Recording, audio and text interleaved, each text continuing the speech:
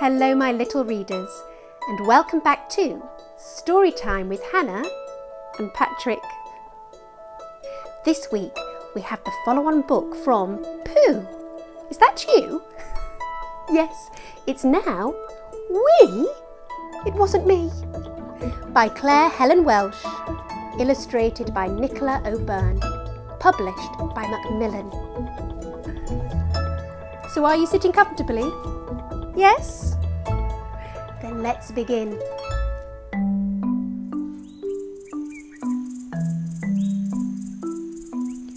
Lenny the lemur was on holiday in Alaska. He was skipping across the snow in the spring sunshine when he slipped in a puddle. It was wet and yellow and smelly. Yuck, said Lenny. Is that we? It wasn't me, said the grey wolf, prowling over the frozen ground. I do my wees on trees, like this. Thought Lenny. The wolf's wee didn't look or smell like the puddle of piddle he had slipped in. But if it wasn't you, then who? Said Lenny. Whose wee could it be? Lenny was determined to find out, so off he set. Wee! It wasn't me, said the leatherback turtle, swimming in the shallows. I wee through my mouth, and then rinse, like this.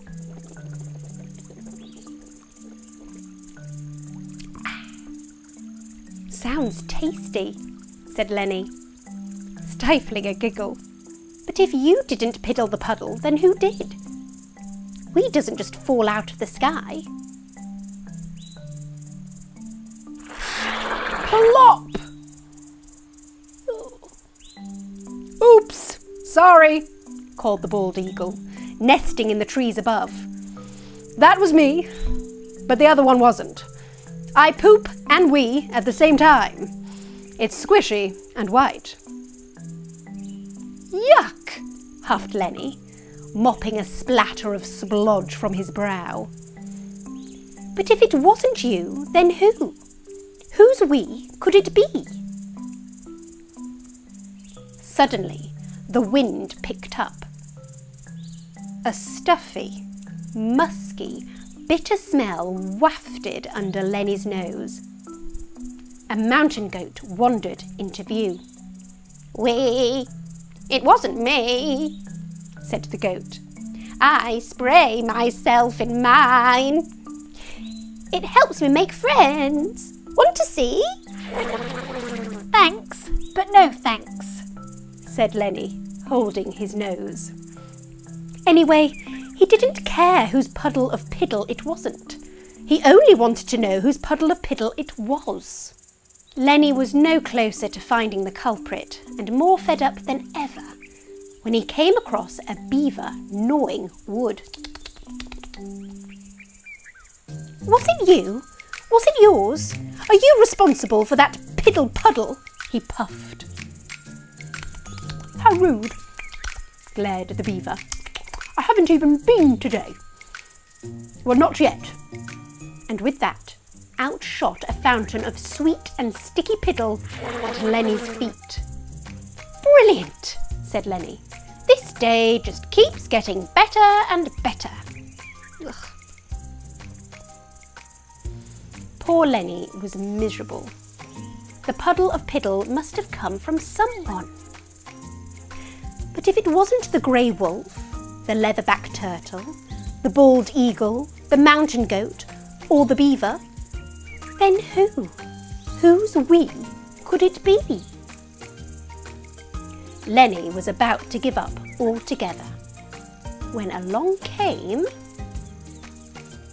a caribou. You! It was you, wasn't it? Lenny said. You peed the puddle of piddle I slipped in. The caribou turned to Lenny and poked out his long tongue. I knew it. It isn't funny. My fur is covered in wee. But the caribou wasn't making fun. He lowered his tongue to the ground to take a slurp.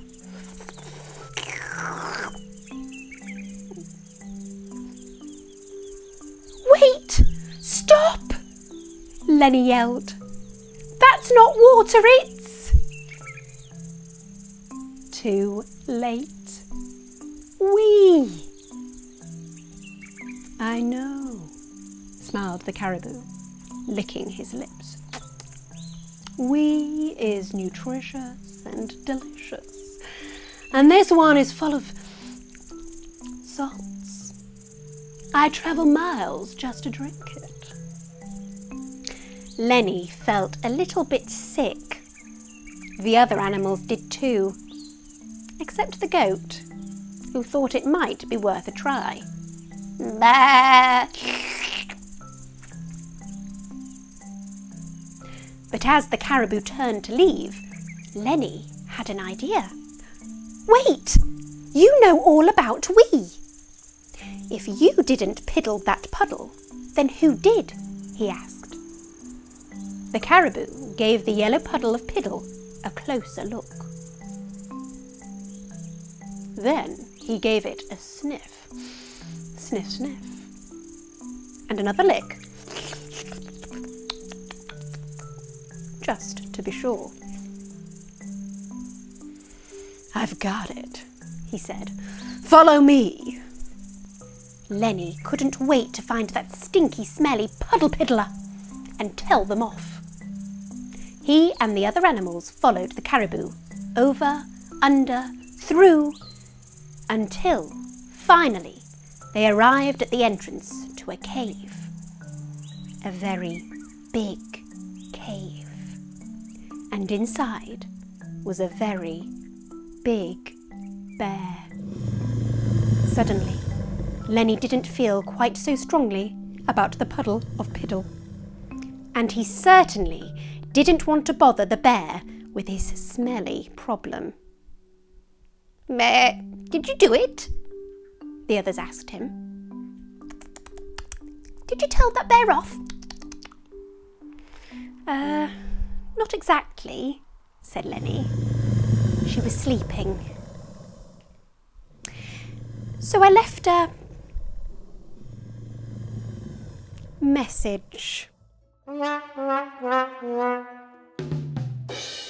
The end. Well, we found that hilarious. Join us again soon for another episode with Storytime with Hannah and Patrick. We'll see you soon. Bye-bye.